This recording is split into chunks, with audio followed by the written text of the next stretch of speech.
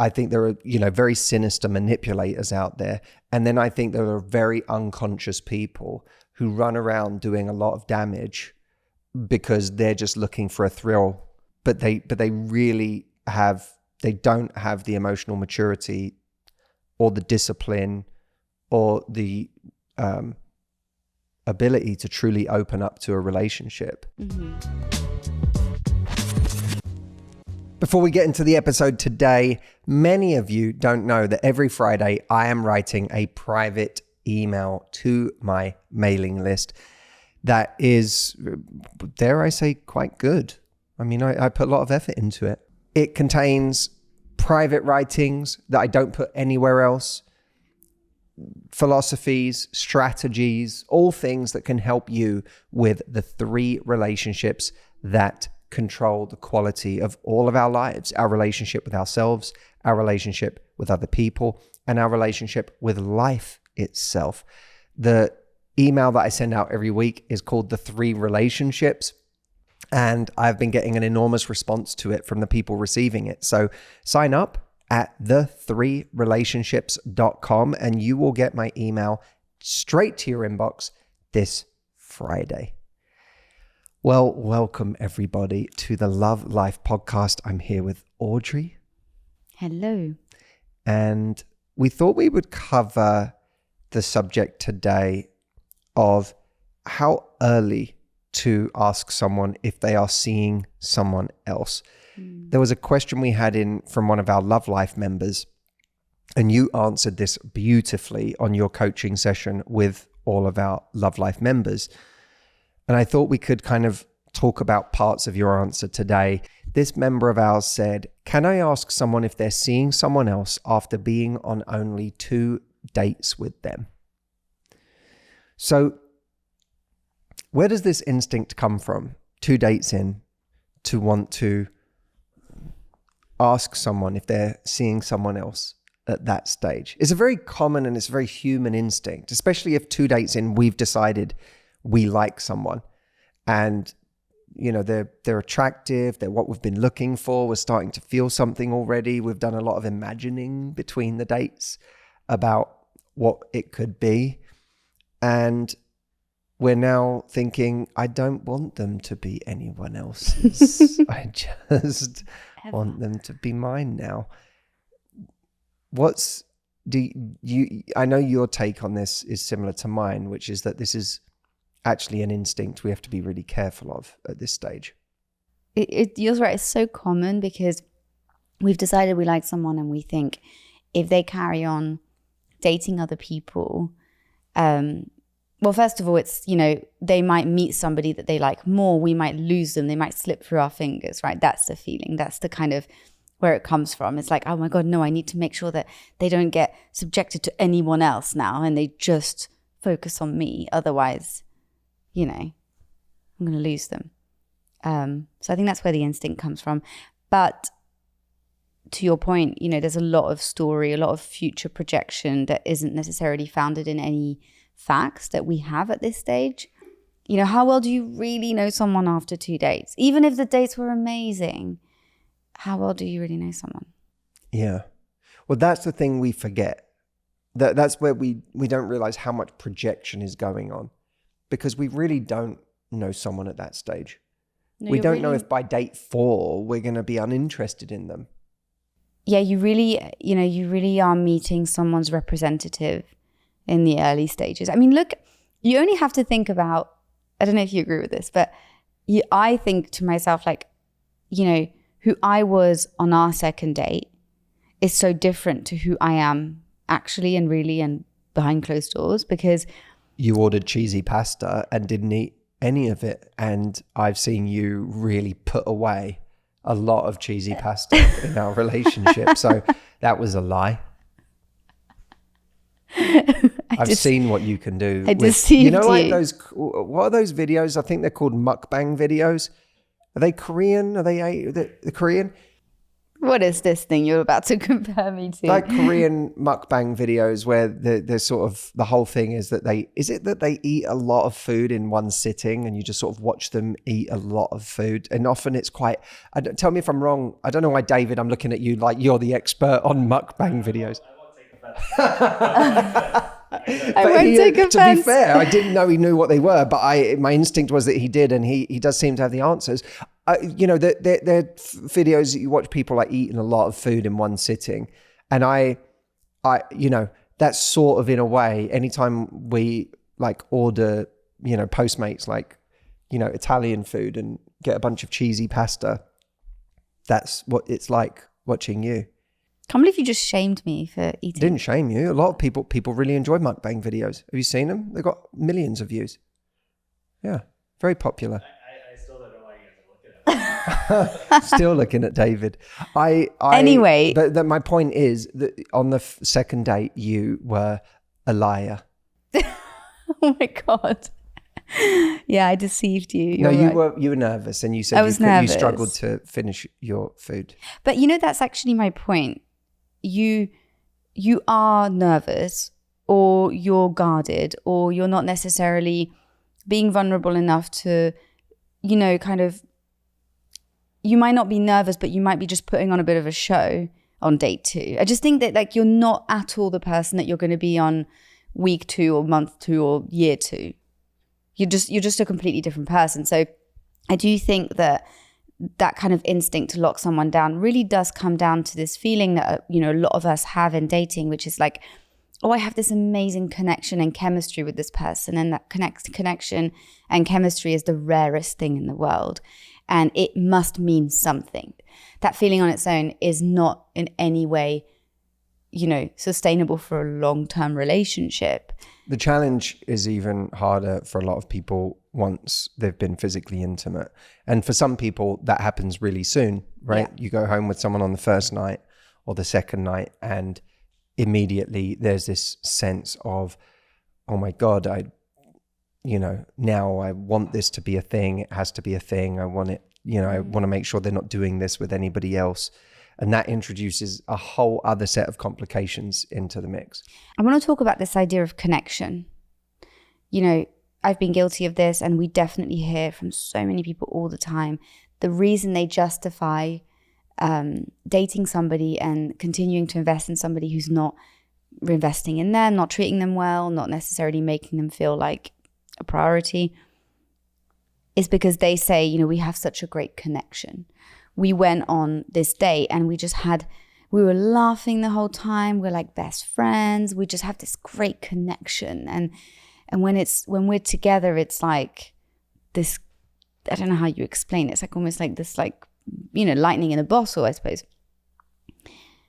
And it's really, really hard when you feel that to not think that that is worth so much.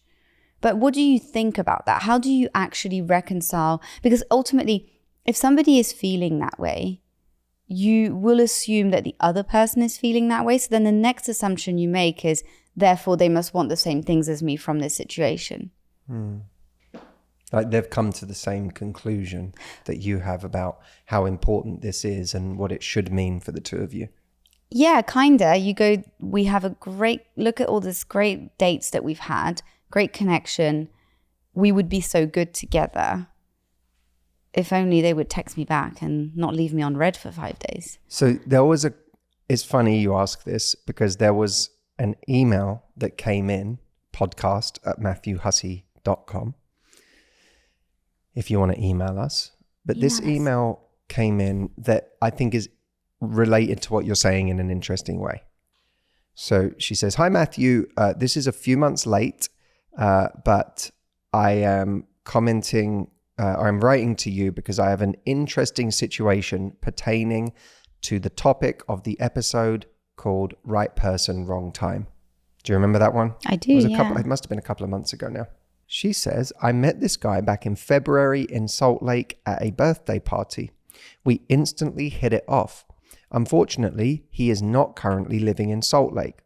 We hung out before he left and mutually were shocked at how easy it felt between us, and agreed We'd both never felt so strongly, so quickly for someone. We've kept in contact over the months and hung out a few times when our paths have crossed. I'm currently finishing schooling and want to leave Utah. I'm conflicted because the line of work I am going into doesn't require a job offer, but is private practice and clientele building, so I can create income anywhere. The subtext being she could be wherever she wants. Yeah.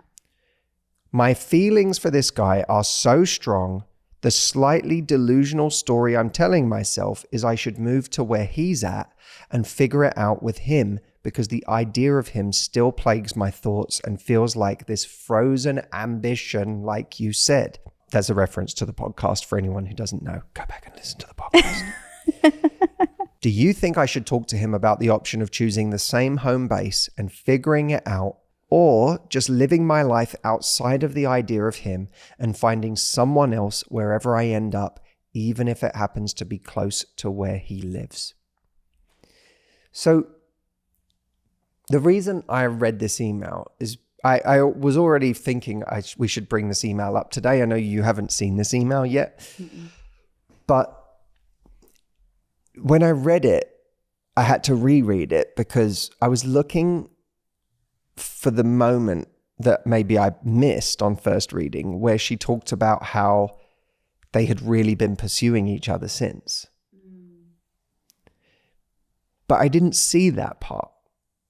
What I saw was the initial connection you were talking about of, oh my God, it feels so easy. It feels so natural. This is shocking. But then she says, we kept in contact over the months and hung out a few times when our paths have crossed. That is the part that concerns me. Is that you've got two people who apparently had this show-stopping connection. And then it was like, and then in the months that followed, we kept in touch. Not we called each other every day and spent 2 hours on the phone every night.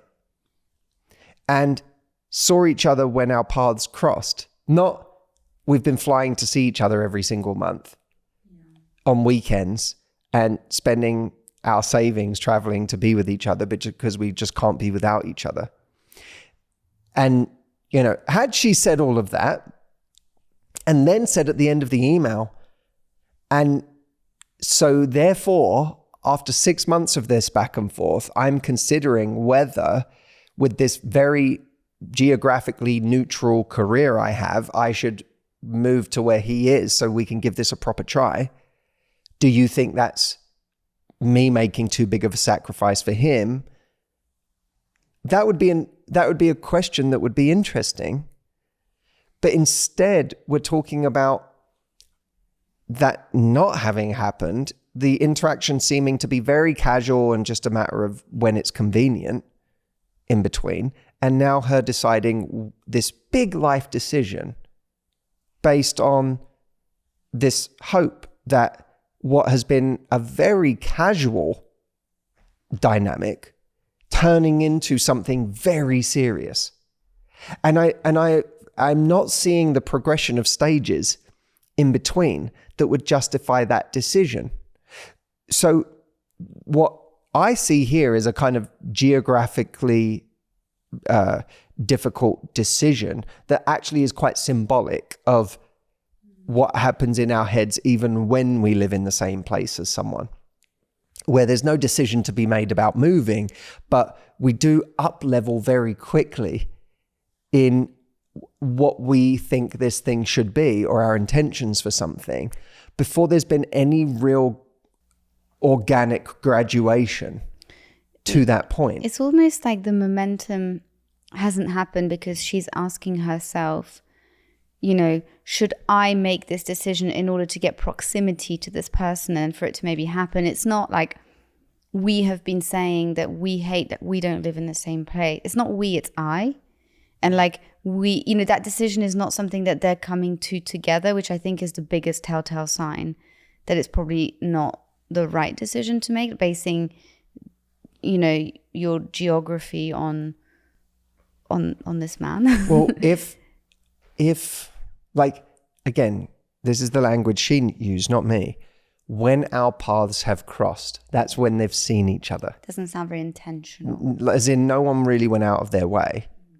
And when I look at that, I go, why would you move your life for someone who currently has not booked a plane?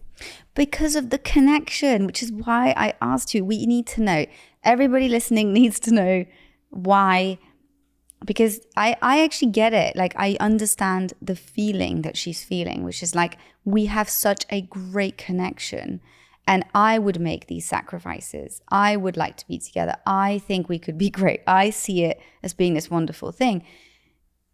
How can you have such a strong connection with someone and it not mean anything to them? I think that we have to understand that we're coming to the table with different levels of intentionality. We're coming to the table with different levels, with different beliefs about relationships, or whether we even want one. You could not want a relationship and have amazing connections with people. But doesn't an amazing connection make you want a relationship? Well, there's such different things. What do you mean? In what way are they different? A relationship requires discipline. It requires a sense of, structure, a vision, showing up. It's like, to me, it's almost like, this is a bad example or analogy, but it's kind of like thinking that someone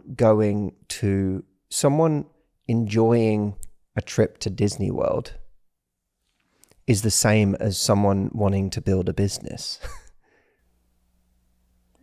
What do you mean? Like, the relationship is building a business.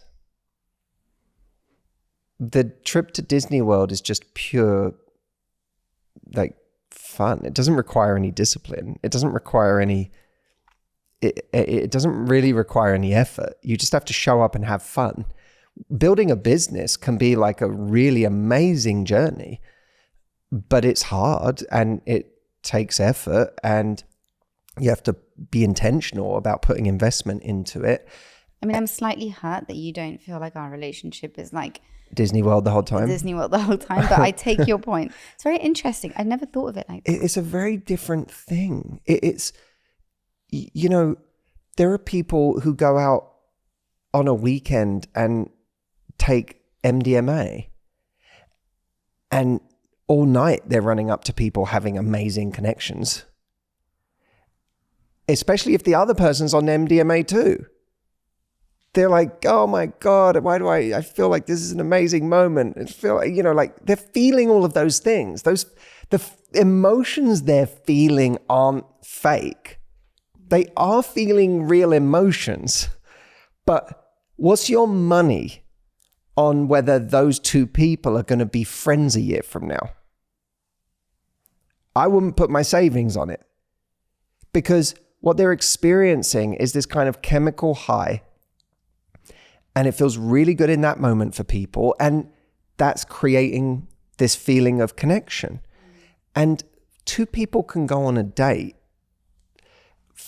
Feeling an amazing connection with someone is a great feeling. And it's kind of what we have to, I think, get our heads around is it's a great feeling that is kind of agnostic to relationships or whether you want them or not. It's just a great feeling. So there are people want to go out and feel a connection. I think there is a bias towards connection, actually, because we want to go out and feel a connection. So we are kind of like, when you show up to a magician, like, and you want to be fooled because it's part of the fun. Like you want to have the moment where they pull the card out and it was your card and you go, oh my God, that was so crazy. Wow. You want that moment. You don't go to see a magic show to know everything. Or like if you go on a roller coaster and you like scream because it makes it more fun. Yeah. Because you want to be thrilled. Yeah. So we are part of the show when we go on a date, and they're part of the show, and everyone wants to feel something. No one goes on a date not wanting to feel something. And even the people that don't want a relationship still go on a date wanting to feel something. I think we have to be aware of these biases that make us and other people go on a date wanting to feel something. Now, that doesn't mean that, you listening to this aren't going on with the genuine intention of, yes, I want to feel something, and if I feel something, I want to turn that into something. That's a sign of your intentionality. But there are plenty of people out there who just want to feel something. And it doesn't mean that they want to create something. It doesn't mean they want to put in the effort to build something. Wanting to feel something is not the same as wanting to build something. And connection is in some ways it's quite cheap. It's easy to go. I'm not saying it means nothing. You can have a feeling with someone that's awesome and lasts for a night. You can. Who hasn't had a moment? You and I, we went to the wine region, Los Olivos in California, and we went to a wine tasting room, and there was a guy there running one of the small wine tasting rooms, and we had an awesome 2 hours sitting with this guy, drinking their wine and chatting with him. And that was an amazing couple of hours. It's not like, well, I certainly am not still in touch with the guy. Now I'm not so sure about you, but it was for that moment. And there are plenty of dates like that where I maybe wouldn't be as romantic about them. I get to be really romantic about that person because I wasn't looking for something long term. It was just, it got to exist just as what it was. But I think when we go on dates, in a weird way, we have to be a bit less romantic about those moments. So if that's the case, then are you saying that all these people who are like, this is a great connection, but ultimately I don't want anything more serious with you, which is just like the majority of people in dating today, are you saying that all those people have zero intentionality for a relationship, which is why they're just enjoying that connection? Or are you saying that sometimes you feel a connection, but you don't see yourself being in a long-term relationship with the person in front of you? So then you switch from, relationship prospect to just enjoying the evening for what it is, the person for who they are in that moment, knowing that deep down you're not going to have any real intention with them. I think that can happen. And that can actually be, from their side, a kind of unavailability that there's a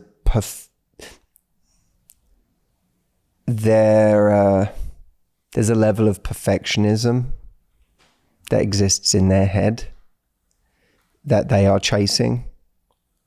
And while they've maybe even authentically gotten carried away with the connection they feel tonight, they aren't really allowing themselves to truly run with that because there's a perfectionism underneath it all that says, yes, but they don't quite have this, or yes, but they don't quite look like the person that I thought I'd be with, or yes, but they're not as tall as I thought they'd be, or I wanted them to be, or they don't have the figure I thought, or they, aren't quite the age I was looking for. It's like, it could be 1,000 reasons.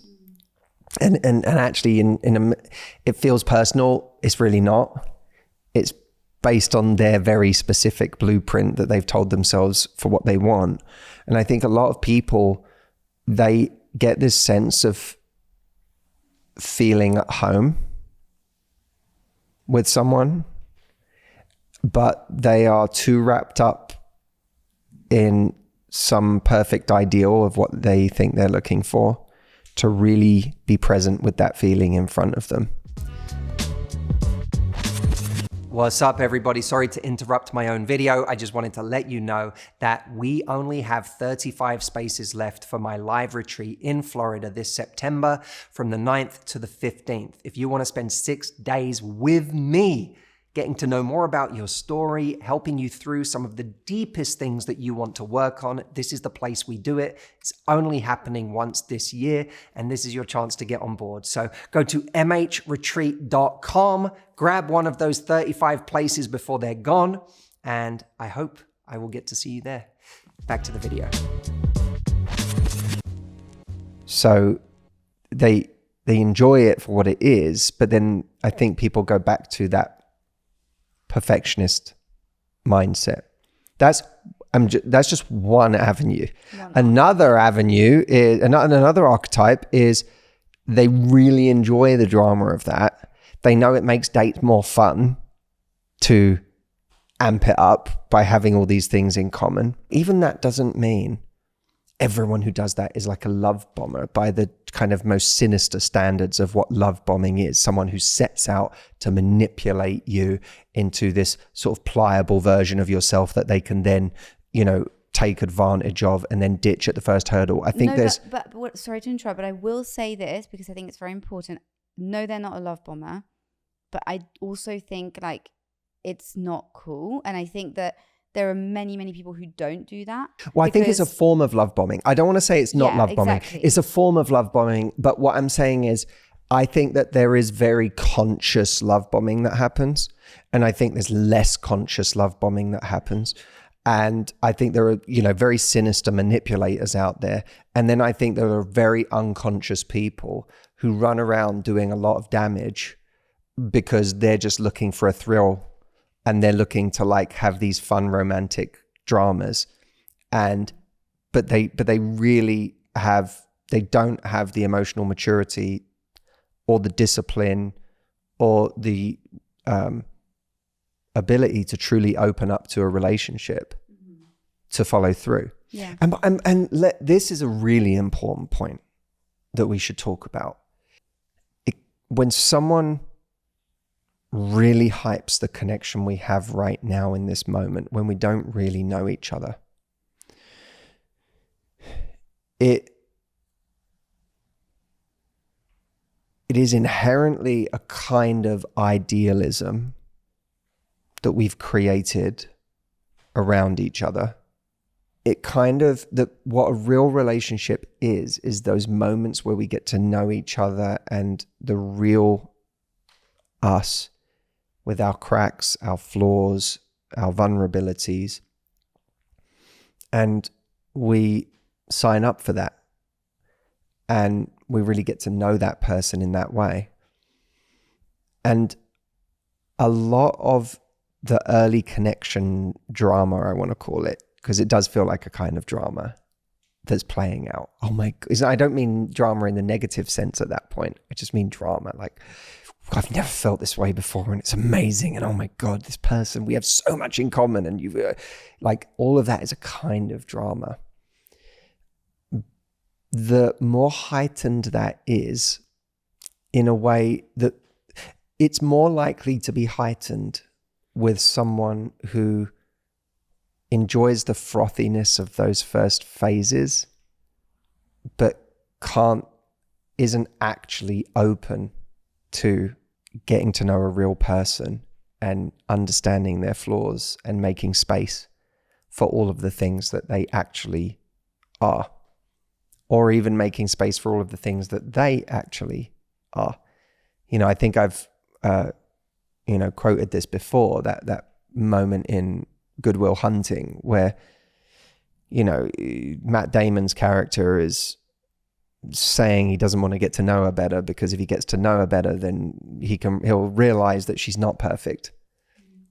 He says that to Robin Williams' character, who plays a psychologist, and he says, I get to know her better so that I can find out she's not perfect. And Robin Williams says to him, well, maybe you're perfect right now. And that's what you don't want to give up. In other words, Matt Damon kind of he gets to play this cool, intelligent, charming guy right now. He doesn't have to be known for any of his demons and the things that bring him shame and the things he thinks make him unlovable. So he gets to exist in this very early space that is inherently kind of superficial and frothy and exciting and dramatic and heroic, but never exist past that point in the land of reality and vulnerability. And so it's not in that moment where you feel that you have this incredible connection with someone. It's not just that they don't really know you yet. It's that they aren't even necessarily allowing themselves to be known yet. And the really emotionally unavailable people can actually be incredibly alluring in the first connection, because they're always existing in that space where we all get to play heroes. And it's easy to be attractive and charming and cool and confident when you have zero skin in the game, right? When you're feeling like, I'm not invested in this, I just get to project out the person that I want to be. It's also quite easy to like connect in ways that feel deep, but are not actually as deep as you think, if you know what I mean. Like you and I both love Studio Ghibli movies. This is a series of Japanese animated movies by a director, Hayao Miyazaki. Fun fact, actually, the month before we met, we both went to a Halloween party dressed, you were in Japan, dressed as a, were you dressed as a character from Studio Ghibli? No, I was dressed as a Super Saiyan from Dragon Ball Z. I was going to say, that's not as exciting because I was dressed as... Still Japanese. That's true. Yeah, but you were dressed as Princess Mononoke. Yeah, exactly. From the movie Princess Mononoke, a Studio Ghibli film. But I can imagine a world where you met a guy who was into Studio Ghibli films, and he started talking about his favorite movies being those movies on a first date. And I'm not saying you specifically, but someone in your shoes would go away going, oh my God, like you can't even his favorite movies are literally the same as my favorite movies. And because they mean so much to you, the fact that he loved those movies felt really meaningful. Yeah. And you can have lots of little details like that early on that feel really significant. And deep, but they're not that but deep. There's a lot of, assholes who like those movies, I'm sure. There's a lot of like superficial people who like those movies, I have no doubt. It's not every person who likes those movies isn't awesome. And I think that you can apply that to many different things. You can say lots of things about what you believe about life. I just really believe life is about, finding the thing you're really passionate about and going for it and and you go, wow, that's family. I'm that way. I've pursued my passion, and I believe in taking like these unorthodox routes in life, and I'm really close to my family and they're really close to theirs, and oh my God, we both really believe in the concept of family. And you like pizza? I like pizza. But these things, I guess the point is these things actually feel a lot deeper than pizza, right? It feels like family is, when you talk about your family, and I go, wow, that's how I think about my family. There's nothing deeper than pizza, I would just like to say. Sorry. Before you continue your sentence. Yeah. Well, there's some good mukbang videos, no doubt, with pizza. David can point you in the direction of. We'll pull them up. It feels important and deep when you're connecting on that level. Mm-hmm. But it doesn't really, it doesn't say a lot. In a lot of ways. It feels deep. It's not that deep. Lots of people are close to their families. It doesn't mean they're going to be an awesome teammate. It doesn't even mean they're awesome to their family, by the way. It just means they've said they care about family. It just means that family might be important to them, but it doesn't mean you'll be great in a relationship together. And it certainly doesn't mean they even want a relationship. And the fact that the two of you looked at each other and went, oh my God, we're so alike. It doesn't mean that you want the same things. And so at the risk of having labored this point, I do think this is super important because I do think it brings us full circle to this question on whether 2 dates in, you should ask them if they're seeing anyone else. Because the very question is predicated on this idea that it's really important already. Instead of realizing that even if it looks like we have a lot in common now, actually our commonality, our true commonality is going to get revealed more and more as time goes on, with how much effort we put in here, with the way we show up for each other, with our character and what our character is revealed to be. Even with, the fact that this person is on the same page as you go forward about not wanting to see other people. Yeah. To circle back around to this exact point of, if you want to find out whether you're exclusive on a second date, or is it okay to find that out? I think that the answer for me in short is I wouldn't ask that question. Yeah, I remember you said they might feel too pressured and like not a lot of good can come from it that early on. Yes. So I think there's 2 sides to it. The first one is that I think most people on date 2 have not yet decided whether they like you or not. And they've definitely not decided whether they like you or not enough to just be like, okay, it's you and me now. It's all about you. So I think that it's too soon for that reason. I also think that there are things you can do in order to make someone really like you so that it organically progresses. And the more it organically progresses, the more somebody wants to see more of you, want more of your time, want more of your energy, want you to come and do this, want your advice on this, they want to invite you for this. Then you build up a sort of leverage around this idea of exclusivity, which is, wow, you're getting a lot of me. What am I, like, not what am I getting, but kind of like, what is it worth to you, this all this time I'm giving you? Which is a great place for me to say that we have a new free guide that when you actually get to that place with someone where you feel like you have real leverage, not a fear-based response of I'm 2 dates in and I already want to lock them down, because that's just fear-based. That's another form of scarcity, right? But if you're coming from a place of leverage where you're like, I'm investing real time and energy into this person at this point, we have an amazing thing going, but I need to take a temperature here of whether we're on the same page, because I'm starting to get to the point where this is encroaching on other things in my life.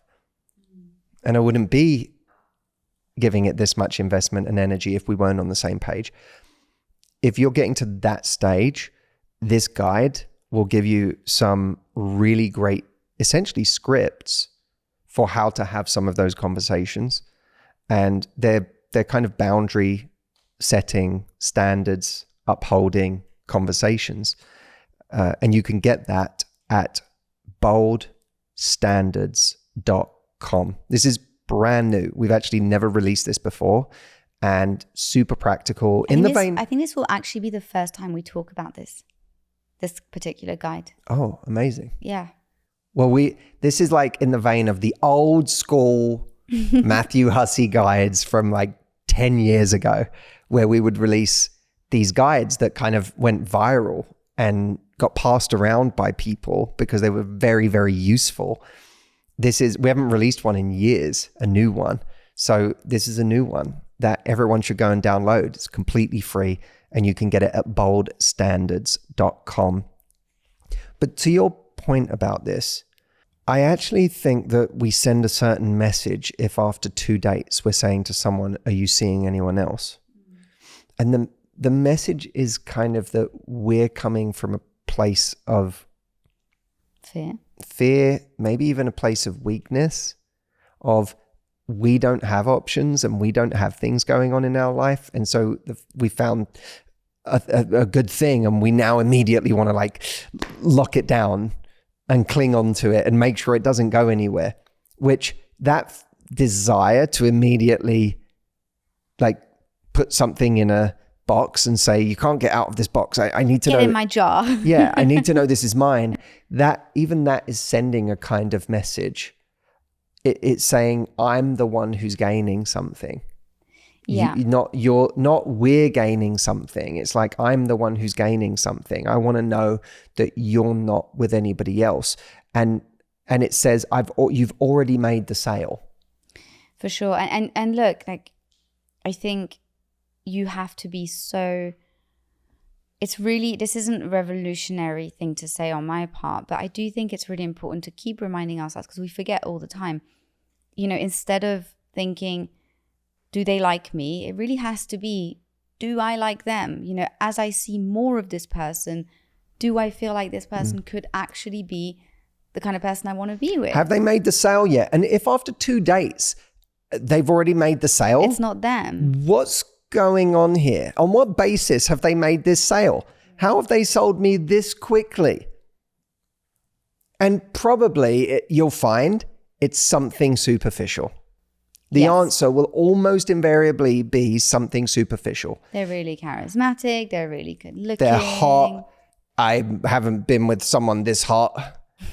Like, what? Can I have you or by myself? Get in my jar. Yeah, get in my jar. Please. You sexy. Are you in anyone else's jar? Are you? Yeah. Yeah. It's true though. It's probably something superficial that you've told yourself is really important, and you can't afford to lose them. Because if the connection is there and there's intention there, then the progress, it's going to support, it's going to be self-supporting. It's not going to need you to cling to it. And, it's like the person that I worked with who went on a date feeling really ill. Oh, I remember you talking about this. And she said, I've since laughed with her about this because she has heard me telling this story and in public, obviously keeping her anonymous, but she has laughed about it and said like, oh my God, the more I hear you tell this story, the more like it's been good for her because she's got a level of awareness, looking at it from a distance. But, she went on a date feeling really sick. And her justification for it was, I didn't want him to be somebody else's. I felt like if I didn't act, he was so eligible that, someone else would have snapped him up. Yeah. Like that is a kind of really coming from a place of fear and not abundance. It's not backing your own product. It's not backing the connection you say you have with the person. Because if you back your own product and you back the connection that apparently you have, then you don't need to force it in that way. And you certainly don't need to show up to a date sick, knowing you could wait 2 days or 3 days to feel better and go out then. Now, you said, I remember when you were giving this advice, and we'll finish up with this, you said it's better to have the conversation when you're about to sleep together or when you're investing a lot of time starting to meet their friends, and then when you leave it a little while, when you do have the conversation, you are really stating your vision for what you want it to be. So, I'm really enjoying this. It's really fun. You're a great person. Very light and positive language. And if things carry on the way they are now, I'd love for us to just focus on each other, and again, if you go to boldstandards.com, we outline more of this kind of thing in detail, but it's an example of the kind of lightness that you can bring to these conversations when the time is right. It doesn't need to come from a place of heaviness. Yeah. We're having a good time. You're awesome. I'm awesome. you know, Get in my jar. get in my jar. Exactly. Exactly. But you're also making sure that they know they're not. Sorry. I remember you saying when you were coaching the Love Life group that it was about making sure they know they're not signing a contract. It's just that for now, you're focusing on each other, or at least that's what you'd like if you continue to put time and energy into this. And that you both reserve the right to end it at any time. That's fine. But the best way to see what it is to give it a go. Yeah. And you feel like the two of you are at that stage where if you keep going, it should be to actually give it a go. And if they're not on the same page as you there, then that's okay. But probably best not to go any further. And I think something really important to highlight is that if you are so nervous about having that conversation, something's probably gone wrong. Either it's too soon to have it, or they have made sure that you don't feel comfortable enough to have that conversation with them by keeping you at arm's length. Or you're thinking that your life's going to end if you lose them, which it's not. You've That's convinced yourself the stakes are so high Yeah. that I can't dare ask where they feel like this is going. And let's take them off that pedestal. Let's take them, they don't have the power over your life and your happiness. You probably didn't know them 3 months ago. Like, they're not that important. You were surviving just fine without them the day before you met them. Yeah. So get in my jar. And let us know what you thought about this episode. Yeah. Let us know. podcast@matthewhussey.com is the email where you can let us know. And you can say nice things, or you could say not nice things. Either way, the email comes to us. Make sure that the subject line is "Get in my jar." Get in my jar, or just title it nice things or not nice things, so that we know. Whether to open it or not. Yeah. We know if we need to be brave when we open it. Oh, don't forget, everyone, if you enjoyed this episode, you will really enjoy the free guide that we have created. boldstandards.com is the link. It's free. It'll take you 10 seconds. And it's the first free guide we've put out like this in quite a lot, in literally years, in fact. So go check it out. And don't forget to join my newsletter, the3relationships.com. That's the number 3, not the word 3, the3relationships.com. And I'll see you in your inbox this Friday. I'll see you in your jar this Friday. No, not that. David's shaking his head. He doesn't like it. Okay, then I will see you in your inbox this Friday. Thank you. Be well and love life. Bye.